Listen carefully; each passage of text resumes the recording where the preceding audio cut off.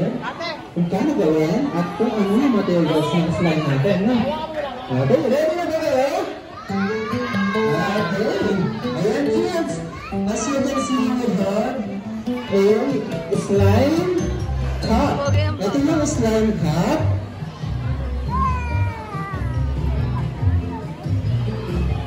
Ay, sa loob ng slime cup, meron tayo